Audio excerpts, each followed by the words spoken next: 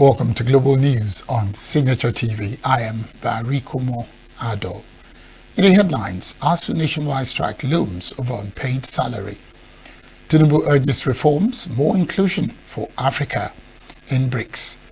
LA Mayor Bass condemns federal immigration presence at MacArthur Park. And Fluminense fans swarm New York ahead of Club World Cup semi-final against Chelsea. Details shortly. Every second, every minute, every day, news is breaking.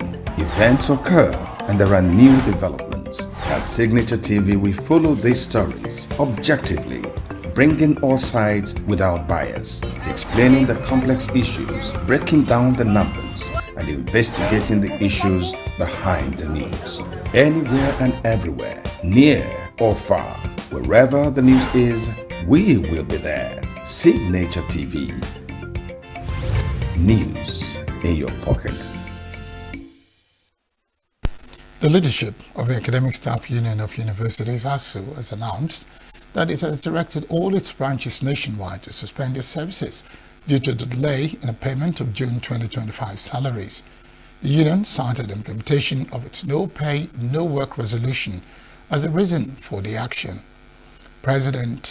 ASU President Professor Chris Piwuna confirmed on Monday in Abuja, explaining that institutions were merely implementing a resolution by the union's National Executive Council NEC with mandates that if salaries were delayed by more than 3 days in any month, members should suspend their services until the payments were made.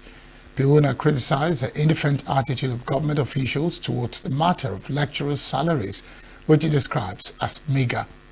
He noted that ever since university workers were moved from the Integrated Personnel Payroll and Information System, IPIS, to the Government Integrated Financial Management Information System, GIFMIS, union members have faced considerable hardship as a result of delayed salary payments. He revealed that the union's leadership had engaged with key government officials, including the Minister of Education and the Accountant General of the Federation, but these efforts yielded no positive outcome. Consequently, the ASU NEC decided to implement the no pay, no work policy. President Bola Tinubu has called for urgent reforms to global systems, urging greater inclusion and fairness for Africa and other emerging economies. Speaking at the 17th BRICS Summit in Rio de Janeiro, Tinubu advocated for fairer global financial and healthcare structures. President Tinubu was invited by Brazilian President Lula da Silva, voiced Nigeria's support for BRICS' push towards inclusive, just and collective global development. He stressed the need for a new global order built on fairness, technology transfer, and affordable financing to empower developing nations to thrive. Africa has contributed the least to global emissions by some, but suffers the most.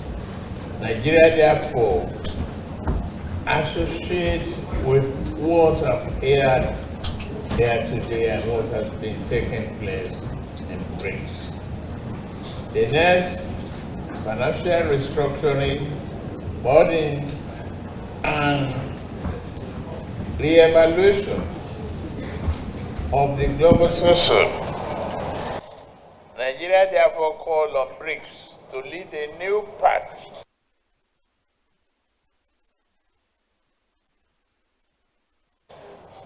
of justice anchored on fairness, sustainable technology, transfer and accessible financing, such that emerging economies can fully benefit from the various initiatives in this field. The president affirmed Nigeria's efforts to accelerate climate action and build environmental resilience through stakeholder engagement and policy reform. He noted that environmental degradation, climate crisis, and global healthcare inequalities were shared concerns pertinent to Africa and urged BRICS nations to prioritize non-communicable diseases as a core global health concern. The African continent is creating the path through the African Carbon Market Initiative and Great Green Wall. We believe that eventually COP30 will strengthen our resolve to strategically embrace a healthy global environment. Nigeria strongly believes in South-South cooperation. We can therefore not be passive participants in global decision-making. On this financial restructuring, debt forgiveness, climate change, environmental and global healthcare, we must be architects of a future that addresses the specific needs and concerns of youth, which represents 70% of our population in Nigeria. President Tinubu attended a summit with Foreign Affairs Minister Yusuf Tugat and Finance Minister Wale Edun. BRICS, comprising Brazil, Russia, India, China, and South Africa, recently expanded to include Egypt, Ethiopia, Iran, and the UAE as full members. Nigeria now joins 9 other nations as BRIC partners countries, reflecting a broader movement towards global multipolarity. The Nigerian National Petroleum Company Limited, NNPCL, on Monday donated 35 hybrid compressed natural gas CNG-powered buses to the Presidential Initiative on Compressed Natural Gas, PCNG, reinforcing its support for the federal government's transition to cleaner energy solutions. At the official handover ceremony held at the NNPC Towers in Abuja, Group Chief Executive Officer of NNPCL, Bashir Ojulari, restated the company's unwavering commitment to the national gas agenda and energy transition goals.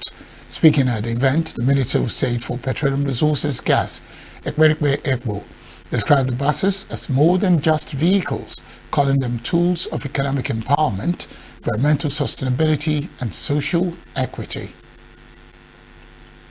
The Vice President Kashim Shettima has affirmed Nigeria's unwavering stance against nuclear weapons testing. He made it known during a meeting at the Presidential Villa with a delegation from the Comprehensive Nuclear Test Ban Treaty Organization, CTBTO, led by its Executive Secretary, Dr. Robert Floyd. According to Shettima, Nigeria, like many other African nations, is grappling with numerous socio-economic challenges, including widespread poverty and the adverse impacts of climate change. He stressed that Africa's immediate priority is to confront the existential threats, not to engage in a pursuit of nuclear weapons capability. The Vice President commended CTBTO for its broader civilian contributions, such as detecting tsunamis and seismic volcanic activity, and for supporting global ecological stability.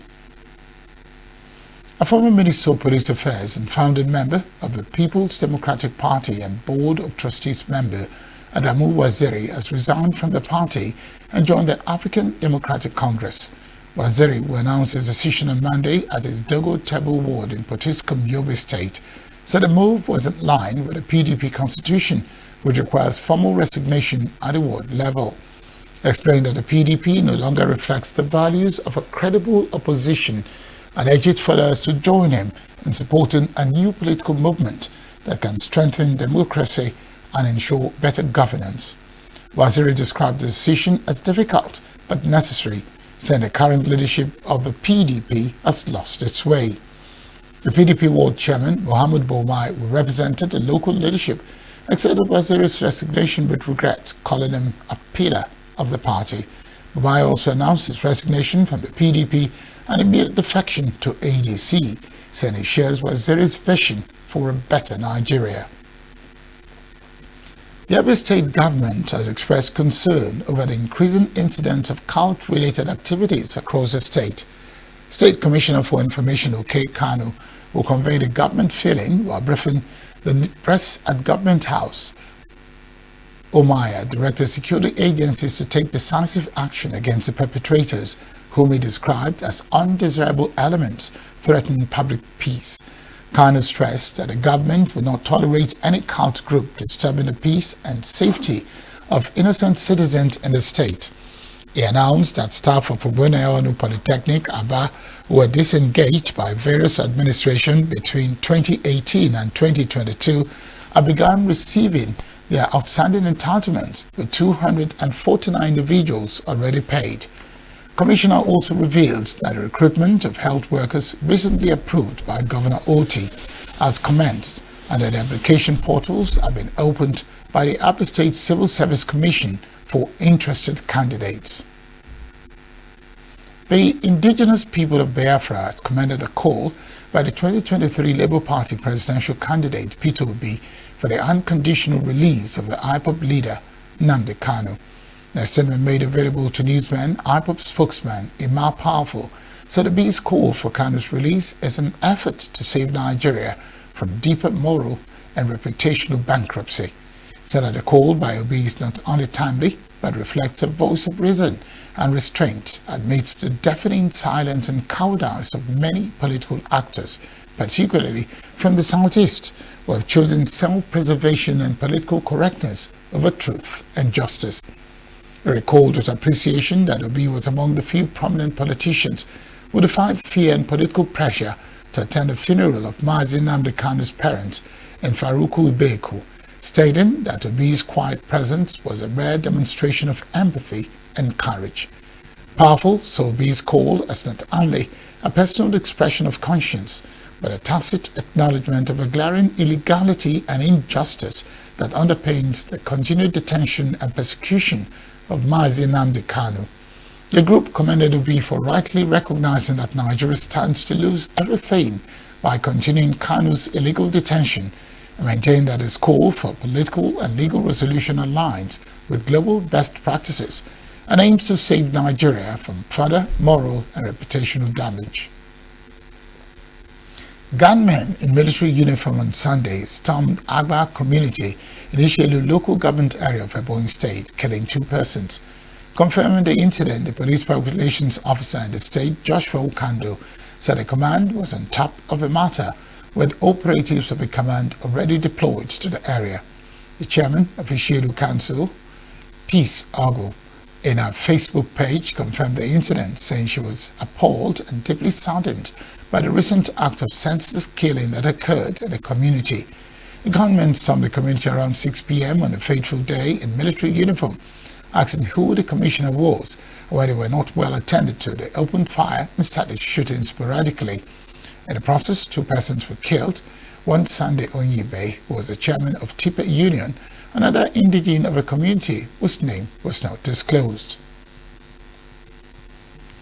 The Enugu State government-owned airline, Enugu Air, on Monday commenced its inaugural flight from the Akanu Ibiam International Airport, marking the official commencement of commercial flight operations. Speaking at the event, the Minister of Aviation and Aerospace Development, Festo Kayamo, commended the Enugu State government for embarking on the venture. Kayamo, however, emphasized the need for the airline to maintain high ethical standards and adhere to the rules and regulations guiding the aviation industry. If the governor is 2 minutes late, close the door and take off. If the governor is 2 minutes late, close the door of the aircraft and take off. That's what do you support that? He said he supports it. Run it professionally. Do not say, 3 of my friends are coming, they are friends of Enugu, give them 3 free tickets. No. This one you are clapping today, there will be free ticket. Oh. Yes, sir. If you want it to survive, Enugu people support the airline. He has made it available. There will be flights from Enugu now. Enugu will be a bigger international hub now. And I just whispered to him that we are going to approve regional operation from here. Enugu State Governor Peter Mbah described the launch as a significant milestone in the life of his 2-year administration, said that beyond infrastructure development, it will serve as an economic enabler, job creator and strategic platform for Enugu's emergence as a regional hub for the Southeast, Nigeria and beyond. Enugu Air has given more wings to our dreams. And today, we take that first flight together, a giant leap for Enugu State, a gold standard for government and private partnership. This is a triumph of vision, a testament to Nigeria's immense aviation potential and economic renaissance. But the significance of this event transcends the thrill of novelty. Neither is it about sheer bragging rights. Enugu Air has given more wings to our Force destroys terrorist logistics chain in Borno State. FIRS and Netherlands begin double taxation treaty renegotiation. Stay with us.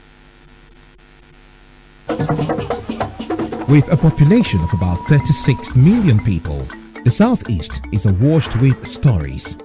Every day on Southeast News, we tell the peculiar story of the Southeast and her people. Our Southeast should be the Silicon Valley of Nigeria. Their successes, achievements, and daily challenges. Do you have a Southeast story to share? Community achievements and challenges, completed and uncompleted projects, bad roads, water scarcity, erosion, flooding, insecurity, or even disagreements? Bring it on to Southeast News. On Southeast News, no story is too big or too small. Southeast News. Let's tell our story. Showing on Signature TV every weekday at 4 p.m. WAT, 1600 hours GMT.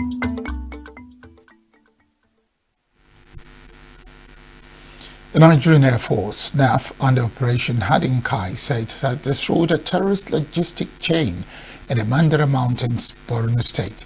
Director of Public Relations and Information Headquarters, Air Commodore Ehime Ejodame, Nigerian Air Force, said in a statement on Monday that the environment has been fortified enclave for the Jama'atu Ali Sunnah leader Awati Wal Jihad, JAS, faction of Boko Haram.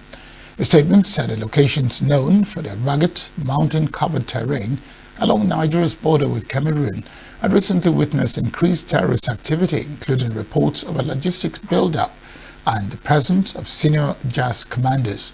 According to the statement, the operation followed intelligence received about insurgents who have turned the place into a safe haven for terrorist activities. Troops of Operation World Stroke have apprehended 2 suspected cattle rustlers in the Guma local government area of Benue State. Statement issued by the Acting Media Information Officer of the Joint Task Force, OPWS, Lieutenant Ahmad Zubeiru, said the suspects were arrested on Sunday while the troops were en route to reinforce the Nigeria police, who had earlier encountered armed headers on the outskirts of Uday village. Said the suspects identified as Raymond Abina and Sunday Faga, both of Ukoho village in Guma local government area, were intercepted while riding a motorcycle and attempting to exit the bush with a sack containing what was later confirmed to be freshly butchered cow meat. According to the statement, preliminary investigations revealed that the meat came from a stolen cow rustled in Serpokia village within the Daudu area of the same local government.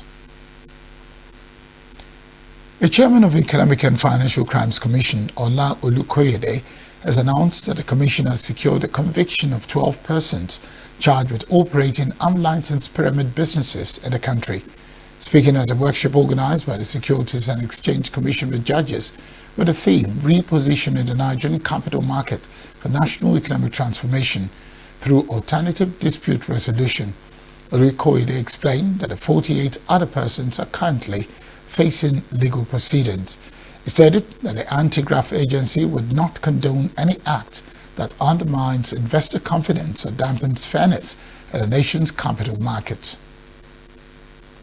Residents of some Ondo communities affected by a flood that occurred last weekend have called on the state government to come to their aid following the destruction of their property. The flood occurred as a result of a downpour over the weekend, which destroyed property worth millions of naira in communities in Owo, Okitikupa, Ilaje, and Eseudo local government areas of the state. The victims appealed to the government to dredge the canal in the area, which they identified as a major cause of the destructive flooding. Similarly, community leader in Ibodigo in Okitikupa local government, Lawrence Awanebe, who expressed shock at the level of destruction, also called on the government to urgently assist those rendered homeless by the flood. The chairman of our local government, Tope Omolayo, has appealed to the federal and Ondo state governments and relevant emergency agencies to intervene swiftly. The state governor, Lucky Ayedatiwa, had earlier said the government had commenced initiatives that will reduce floods and other natural disasters by dredging the waterways across the state. The Federal Inland Revenue Service, FIRS, and the Kingdom of Netherlands have commenced the renegotiation of a double taxation agreement between Nigeria and the Netherlands. Executive Chairman of FIRS, Dr. Zak Adedeji, disclosed this when he hosted a delegation from the Netherlands led by the nation's ambassador to Nigeria, Banks van Lustrik, at the Revenue House in Abuja. Adedeji said the renegotiation marked the beginning of a new phase in Nigeria's international tax relations, following the signing of the tax reform bills into law by President Bola Tinubu in June 2025. With the move, the Netherlands, one of Nigeria's long-standing trade and investment partners, is now the first foreign government to begin formal talks with Nigeria to renegotiate the existing tax agreement to bring it in line with the new reforms and remove outdated terms, especially those related to double taxation.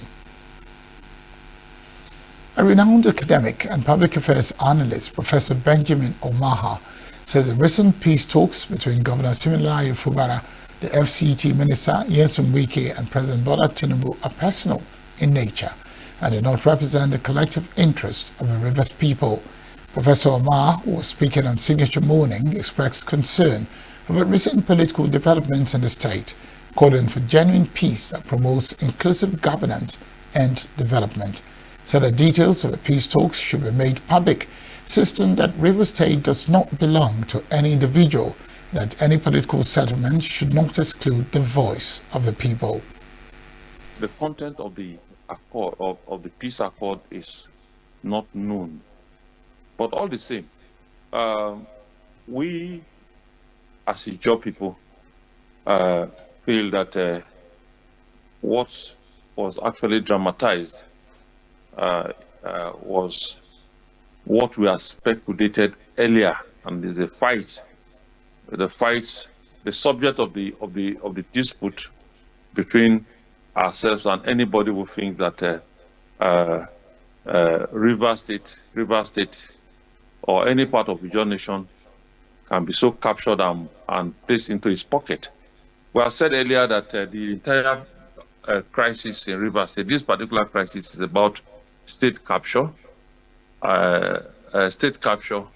So by analysis, it is obvious that if there is any settlement at all, it is settlement between the persons of the FCT and the person of the SPP leading a pact, and the governor on personal issues. Personal issues is not about the state. The content of the accord of the peace accord is not known. Omaha condemned the state of emergency declared in the state, which he said was unnecessary and unjustified, wondering why such an emergency rule has not been declared in states like Benue, which have experienced worse crises. He criticized President Tinubu for ceding the state to an individual instead of upholding democratic principles that empower the people to decide the direction of their state. Professor Omar maintains that all actions have their consequences, noting that a time of reckoning and accountability would eventually come.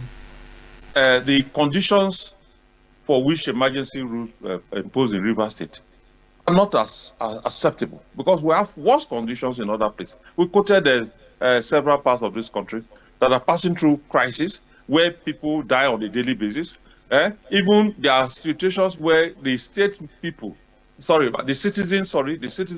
call for the imposition of emergency rule. So please come to Benue. We are dying on a daily basis. Come and impose emergency rules so that we can take. What happened in River State? All the manipulations, trying to claim that there was insecurity, this and that, and pipeline vandalized. How many pipelines have been vandalized since then? So you can see that from the beginning, all the main objective is to capture state resources. We have said it consistently, and whatever that is happening or is going on in Rivers is tailored. It's just answering to that call for state capture.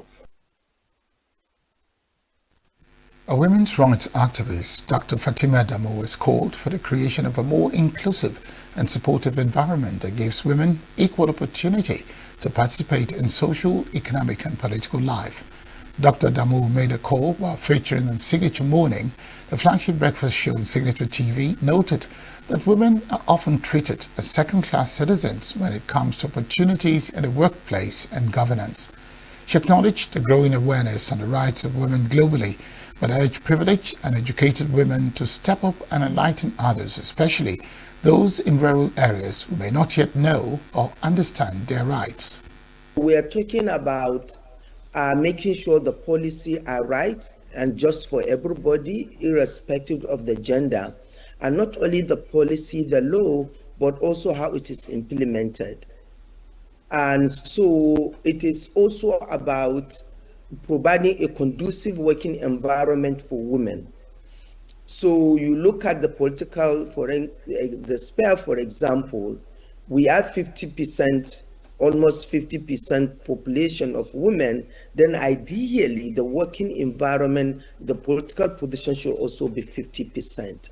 So what we're saying is about providing the opportunity and the equal space for women to prosper in the society. Another important component of empowerment, and that's separate from the economic, the space, is also the issue of giving women the inner strength, supporting women to be who they are, to pursue their ambition, to do what is it they really, whatever the choice is, to do that. And that's what women empowerment. So it comes from two sides. It comes from the way the society, the family operates, and the way in which also the women are empowered. So if you look at the family, when we look at the family, we make sure that the woman is socialized, brought up to become who she is with no restrictions, with no constraint, nothing constraining her. And that's really what women empowerment is about. It's looking at both sides, yeah? The activists advise policymakers and leaders to be gender sensitive in their decision-making processes, while urging the media to play a more active role in amplifying the voice of women and bringing gender issues to the forefront of national discourse. One thing for sure, whoever is taking decisions, let that person consider himself a woman first. How will a woman, so decision-making, leadership is not neutral. Leadership it has, whoever is making decision tends to look at decision based on his own perspective. Many decisions are made not from the woman's perspective. So what I'm saying, when our leaders are making decisions, let them put their shoes in women's position. How will this affect women? How can this bring women out or not?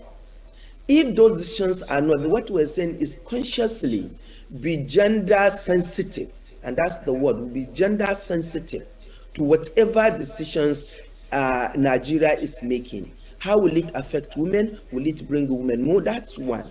Another one is the media can play a very important role.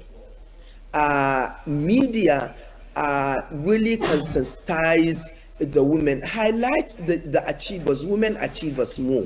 We have so many women that are doing very well. Not only capture them and interview them, what are they doing well? What challenges did they face? These are all that needs to be done. We'll now bring you updates from the stock market.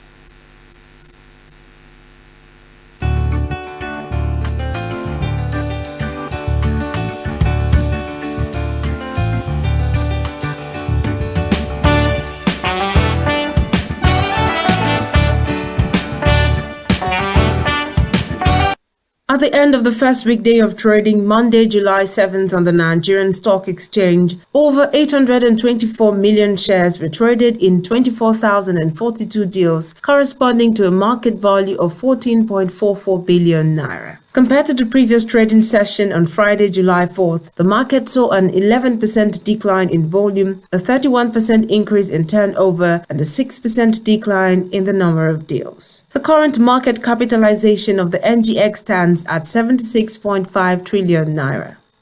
Out of 125 equities traded, the session ended with 53 gainers and 24 losers. Cadbury Nigeria led the gainers with a 10% share price appreciation, closing at 53 naira 35 kobo per share, followed by Ella Lakes with a 10% increase, as well as UPDC Real Estate Investment Trust and Triple G & Co., all with 10% increase. On the losing side, Sunu Assurances Nigeria fell by 10%, closing at 4 naira 50 kobo per share, followed by RT Briscoe with a depreciation of 9.59%. The NGX All-Share Index ASI climbed 372.21 points, representing a 0.31% increase, to close at 121,361.87. This reflects a one-week gain of 1.15%, a four-week gain of 7.61%, and a solid year-to-date growth of 17.91%. The positive momentum indicates sustained investor interest and confidence in Nigeria's capital market. The naira traded at 1,528 naira 56 kobo per dollar on the official Nigerian Autonomous Foreign Exchange Market (NAFEM) window on Monday, July 7th, maintaining the same rate as the previous trading session. In the parallel market, the naira exchanged at 1,555 to the dollar for buying and 1,560 naira for selling, reflecting a 32 naira premium above the official rate. The Central Bank of Nigeria continues to monitor exchange rate stability, while market participants report persistent pressure due to strong demand for foreign currency and limited supply in official channels. That's the update from the Nigerian stock and money market this Tuesday morning. I am Tomsinime Natus.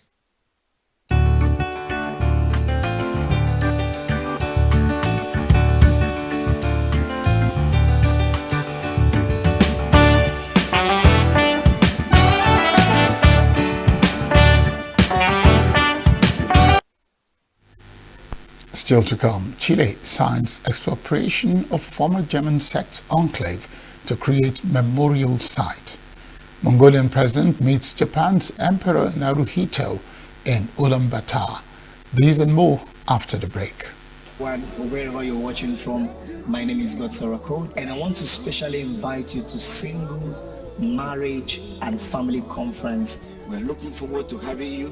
I want you to come specially, come with your friends, your family, your loved ones, and everyone that is connected to you. Whether you are single or already married, it is a marriage conference that will change your life. The date of the program is 12th of July 2025. This term is Marriage That Impact the Nation. The full details are on the flyer. Please make sure you come. The Lord is set to do great and mighty things in the homes of people, in the lives of people. And I'll be there with my team to bring down the glory of God through praises and worship. Come and be blessed. God bless you. You will not regret it. This is a place for practical Christianity. My name is John Chukwemeka. See you. Los Angeles Mayor Karen Bass on Monday condemned reported federal immigration enforcement activity in MacArthur Park, calling it an effort to instill fear in the city's immigration communities. Maria, a member of St. John's Community Health Street Medicine team, described being confronted by armed agents while providing aid to homeless residents in the park. Bass says she witnessed what appeared to be military-grade equipment involved in the operation. Walking through the area where the children play, the children had to be ushered off. I do not believe that anyone was detained. Maybe they were. But then again, I don't think the goal is to detain. I think the goal is to spread fear. I think that's what it is. It's to terrorize Angelenos. It's to say to immigrants that are in our city of immigrants that they need to stay home. They shouldn't go to work. They shouldn't go to school because we're coming after you. Every Monday we go to MacArthur Park to help the homeless, give them their basic needs. And for any person that needs medical help, and today when we were doing outreach, the military pointed their guns at us and they were screaming at us, cursing to get the fuck out of there. And it was we were all scared because we were there to help, the homeless, and we couldn't even give them the basic needs. I could see a helicopter in the air. I think it was a Black Hawk helicopter. And I saw military tanks. It was the Custom and Border Patrol, and it might have been military on the periphery. To me, this is another example of the administration ratcheting up chaos by deploying what looked like a military operation in an American city. Now, you can spin it any way you like, but in my opinion, it's a political agenda of provoking fear and terror. Frankly, it is outrageous and un-American that we have federal armed vehicles in our parks when nothing is going on in the parks. It's outrageous and un-American that the federal government seized our state's National Guard. It's outrageous and un-American that we have U.S. Marines who are trained to kill foreign soldiers overseas deployed in our American city. A 27-year-old Michigan man was shot dead by U.S. Border Patrol agents after opening fire with an assault rifle at a U.S. Border Patrol station in the southern Texas city of McAllen on Monday, local police said. Ryan Louis Makeda fired dozens of rounds at the entrance of a facility shortly before 6 a.m. An agent returned fire, McAllen Police Chief Victor Rodriguez told reporters. A McAllen police officer was shot in the knee during the exchange of fire and was taken to hospital, Rodriguez said. The U.S. Department of Homeland Security said a Border Patrol employee was also injured. Law enforcement found additional assault firearms and more ammunition in Makeda's Chevrolet passenger car, which was parked nearby, Rodriguez added. Writing, thought to be Latin, was sprayed painted on the side of a vehicle, but Rodriguez did not provide details of what it said or whether it gave any indication of the motive for the attack. The Chilean government signed on Monday a decree to expropriate the properties of a former German secretive sect enclave where human rights violations took place during the second half of the 20th century, including the sexual abuse of children. Ministers of Justice, Housing and National Assets signed a decree of expropriation of the 117 hectares of colonial Dignidad, also known as Villa Baviera, a place linked to violations of human rights against settlers and opponents to the Chilean dictator, according to the government. Colonial Dignidad was founded in 1961 by former World War II German army medic Paul Schaeffer. The community, which embraced ultra-traditional values, operated as an isolated cult under Schaeffer, with sexual abuse and touched dozens of youths. During the 1973 to 1990 dictatorship of Augusto Pinochet, the community also served as a detention and torture site for enemies of the regime.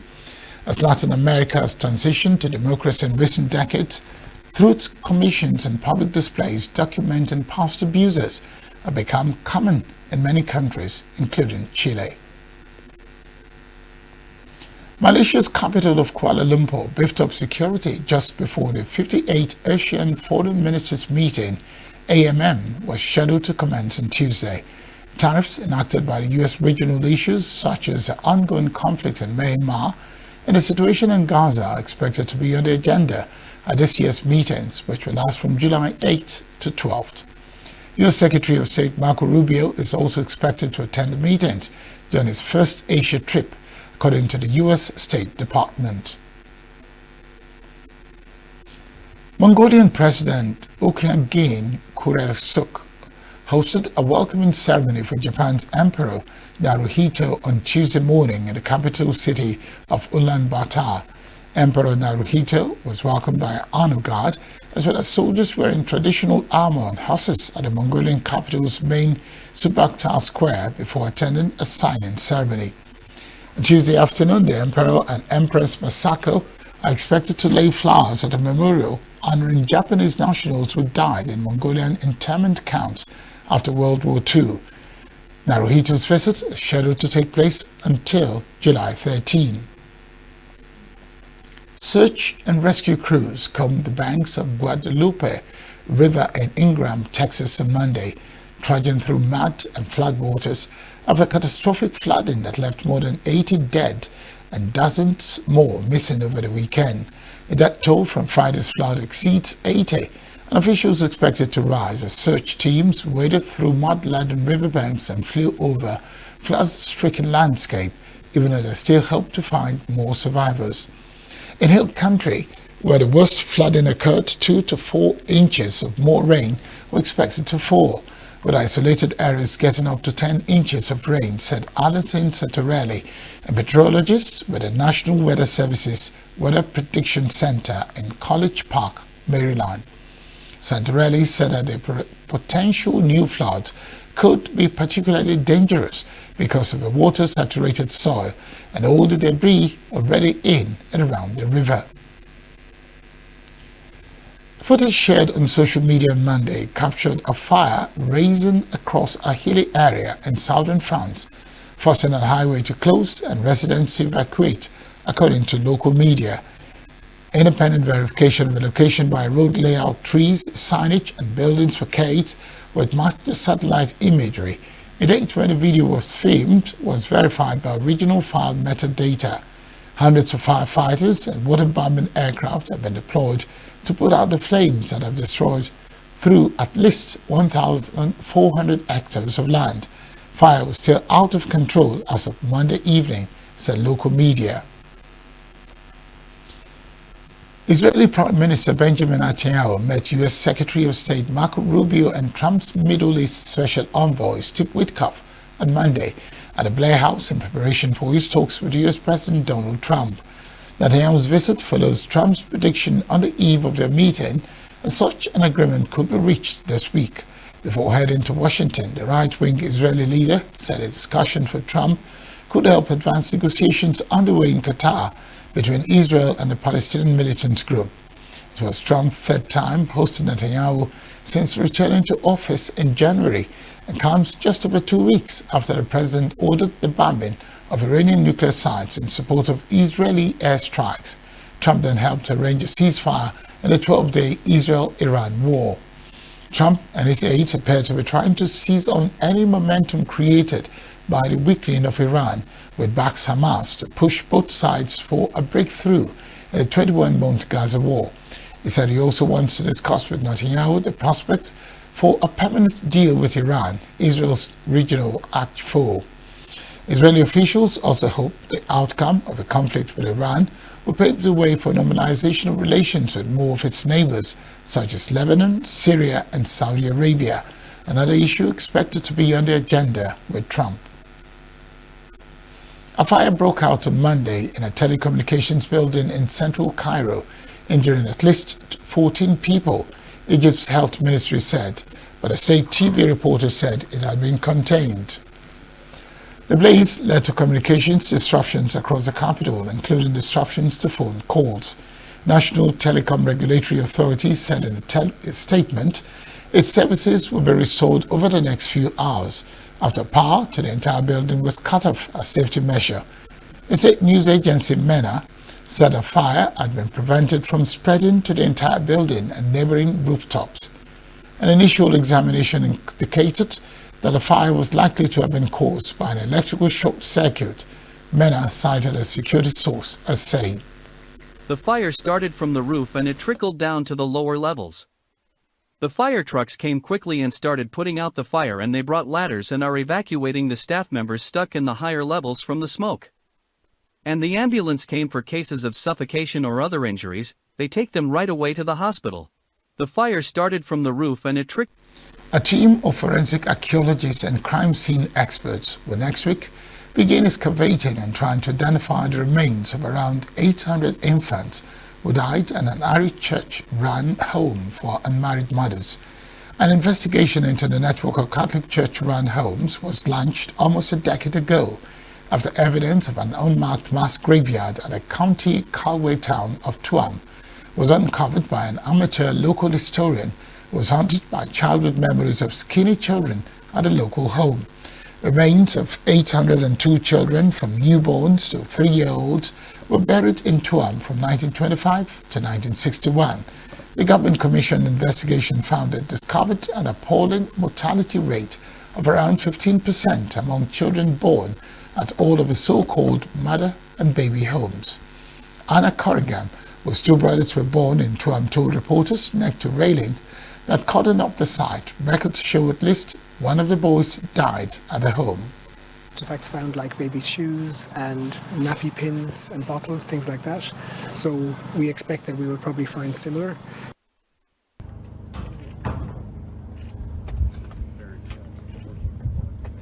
We have to first of all see whether or not DNA is actually recoverable from these human remains. We'll only be able to see that after we recover the remains.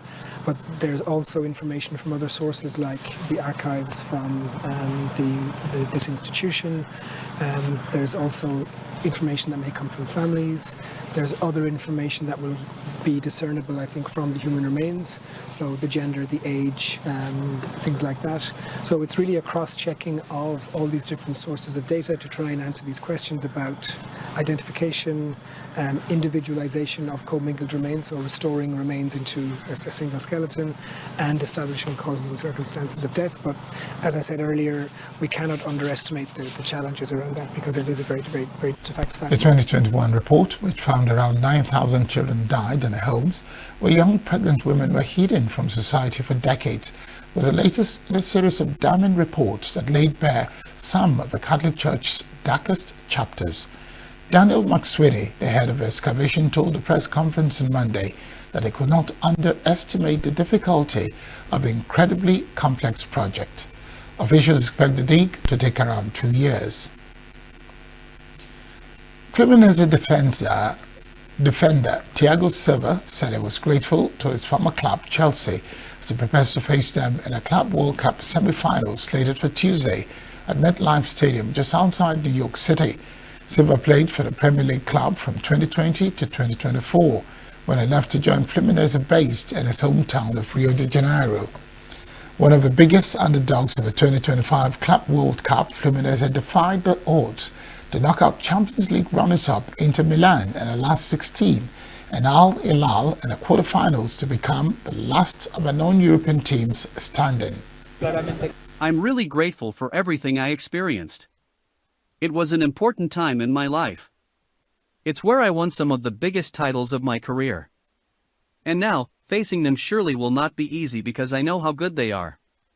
But at the same time, we're going to play our style as best we can while respecting our opponent. But we're going to fight for our dream and our fans' dream and the club's dream.